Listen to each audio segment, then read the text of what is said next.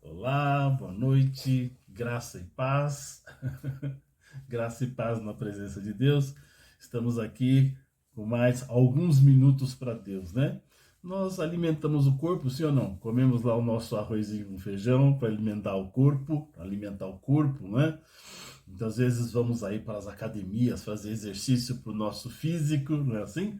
Então vamos dedicar alguns minutos para Deus. A palavra de Deus diz que a fé vem pelo ouvir a palavra de Deus, não é? A Bíblia diz, não deixando de vos ajuntar, como é o costume de alguns. E hoje nós temos aí a facilidade, né? De nos ajuntarmos e de ouvirmos a palavra de Deus das mais diversas maneiras, né? Quem dava desculpa que não queria igreja porque em igreja os pastores pedem dinheiro, né? Não tem mais essa desculpa porque a palavra é ministrada de graça, né? Dentro da sua casa, o negócio está ficando estreito, né? Não tem mais desculpa, né? Não tem mais pretexto, ok?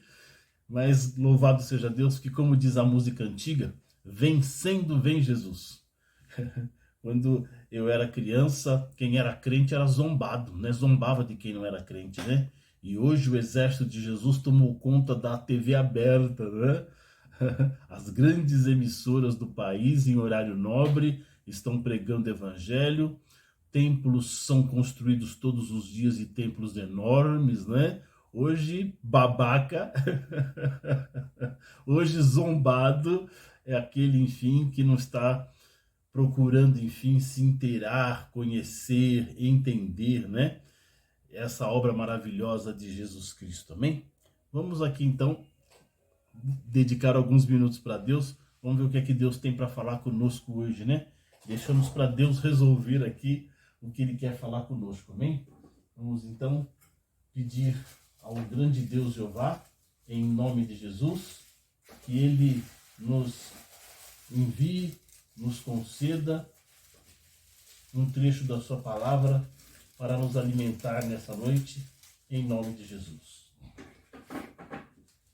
Vamos dizer qual é o presente de Deus para nós hoje. Muito bem, está aqui. Segundo Crônicas, segundo livro de Crônicas, capítulo 32, e vamos ler aqui o versículo 32. Segundo Crônicas 32, 32. Vamos ver o que é que Deus tem aqui para nós. Diz assim: quanto ao resto dos sucessos de Ezequias e as suas beneficências, eis que estão escritas na visão do profeta Isaías, filho de Amós, e no livro dos reis de Judá e de Israel. Amém, Pai. Fale conosco através deste versículo. Você entende o que acontece quando se lê a Bíblia? Existe o texto, não é? Mas dentro do texto bíblico existe aquilo que nós chamamos de exortação. Nós podemos ler o mesmo texto da Bíblia 10 vezes e Deus nos trazer 1000 vezes uma revelação diferente, ok? Um novo enfoque sobre aquela situação a partir daquele texto que ilustra. O texto vem para ilustrar, não é? Para dar início àquilo que o Espírito Santo tem para nos revelar. Jesus disse, eu não vos deixarei órfãos, enviarei o Espírito Santo Consolador. E é esse Espírito Santo Consolador, né, que onipresentemente visita todos os cristãos nos 4 cantos do planeta Terra, é que nos alimenta, amém? Muito bem, nós estamos falando aqui, então lemos um versículo, falando então sobre os últimos dias de Ezequias, né? O livro de Crônicas conta a história dos reis, e aqui então nós estamos vendo aqui os últimos dias de Ezequias, ok? E diz assim, quanto ao resto dos sucessos e das beneficências que ele realizou, estão registrados também no livro de Isaías. Gostoso, né? Interessante, vocês entenderam o que está acontecendo aqui? Está chegando no finalzinho do reinado de Ezequias, e aqui é como se fosse um balanço, um levantamento do que ele fez ou do que ele foi. Todos nós passaremos por essa situação um dia, não é? É normal nos nossos dias nós ouvirmos dizer que todo mundo que morre a gente fala que era bonzinho, né? O sujeito era bonzinho. Agora aqui não é desta maneira. Aqui é o próprio olhar de Deus, que é onipresente, que é onisciente, que sabe de todas as coisas, que conhece o nosso sentar e o nosso levantar. Quando Deus coloca os seus olhos sobre a vida de Ezequias, esse servo de Deus, está escrito então que ele fez o que era reto aos olhos do Senhor. Quando começa o reinado de Ezequias, está escrito lá, e fez o que era reto aos olhos do Senhor. É o próprio Deus olhando para a vida, como se fosse um raio-x. E não há nada encoberto que não seja descoberto, e nem oculto que não venha revelar-se, está escrito.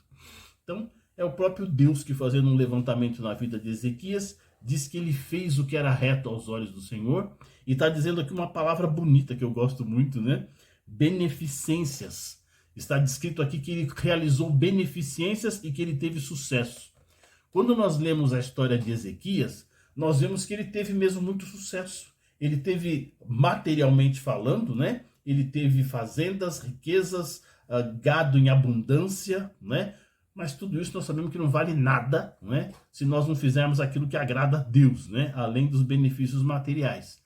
Então nós vimos que Ezequias ele fez muitas coisas boas, né? Ele fez muitas coisas boas, beneficências. Quais foram os benefícios que Ezequias fez para Deus? Ele promoveu um avivamento na cidade. O que é avivamento? Ele levou várias pessoas a querer servir a Deus e a querer fazer a vontade de Deus. Isso é um avivamento, não é? Está acontecendo avivamento no Brasil atualmente, as pessoas não estão nem percebendo, entendeu? Como nós já acabamos de falar, é muita igreja, muita pregação, todo mundo falando de Jesus. Isso é um avivamento, né? A cidade toda, ou com glória ou com vanglória, o evangelho está sendo pregado e as pessoas estão indo atrás, né? Então isso, a cidade está avivada, buscando a palavra de Deus, muito bem. E Ezequias, ele fez isso na sua época, ok? Ele reparou as portas do templo, ele restaurou o templo que estava quebrado, ele restaurou o culto no templo, não é, que estava abandonado, ele destruiu a serpente de Neustã. Lembram da serpente de Neustã? A serpente de Neustã é aquela serpente que Moisés, séculos atrás, levantou no deserto.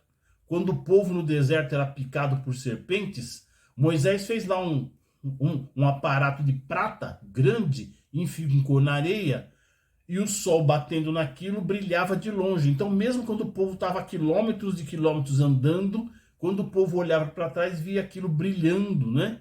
Então se lembrava que Deus os amava, que Deus os tirou do Egito, e aquela lembrança fazia com que eles ficassem curados, né? Das picadas da serpente. Isso é simbólico, né? Quando nós nos lembramos do amor de Deus, nós conseguimos sobreviver às astutas ciladas do diabo, não é? O diabo vem nos cercar com as suas astutas ciladas. Quando nós lembramos do amor de Deus, foi só essa a intenção de Moisés, que as pessoas se lembrassem de Deus ao olhar naquela imagem de prata. Mas aí aconteceu um erro. As pessoas passaram a idolatrar aquela serpente de Neustã. Os homens adoram fazer isso, né? Por que as pessoas gostam de adorar a imagem? Porque a imagem não fala. A imagem não repreende. A imagem não fala você pecou. Então por isso que é cômodo adorar uma imagem, né? De barro, de pau, de pedra, de prata. Porque a imagem não fala, né? E a Bíblia fala. Então é mais fácil você servir ao Deus que você pode fazer o que quiser, que ele não vai falar nada. A Bíblia diz isso que eu estou dizendo. A Bíblia diz que as imagens têm boca, mas não falam, tem nariz, mas não cheiro, tem olho, mas não vê, tem ouvido, mas não ouve, tem pés, mas não andam. Então por isso que as pessoas adoram adorar uma imagem, né? Ela fica ali quietinha, você pode fazer o que você quiser, que ela não vai fazer nada e não vai falar nada.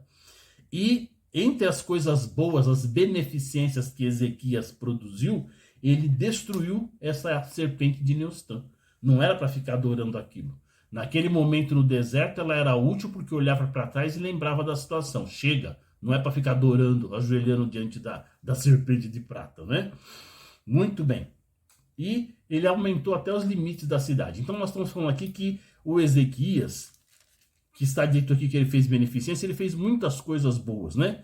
Arrumou o templo, arrumou a casa, enfim, restaurou, né, o templo, as portas do templo, a casa, a ordem no culto, né? Quando você lê o livro de 2 Crônicas, ok? No capítulo 32 e nos capítulos anteriores, nós vemos todas estas obras. Muito bem, vimos aí quem é Ezequias e o que ele fez. e vamos lá trazer isso tudo para a nossa vida nos dias de hoje. Lá em Gênesis, quando Deus cria os céus e a terra, diz assim que Deus criou o sol, a lua, as estrelas, e diz assim o texto bíblico, e viu Deus que era bom, né? E viu Deus que era bom. Não tem como nós sermos bons sem fazermos coisas boas. Não tem como um homem dizer que é bom se ele não fizer o bem, né? Ser bom implica numa ação, numa atitude, né? Que é fazer o bem. Eu só sei que alguém é bom, eu só sei que o reinado de Ezequias foi bom, porque ficaram relatadas aqui as coisas que ele fez. Um filho, ele é parecido com o pai, né? Então, se Deus é bom e nós dizemos que somos filhos de Deus, nós temos que fazer coisas boas. Quando alguém ler o nosso livro, não é?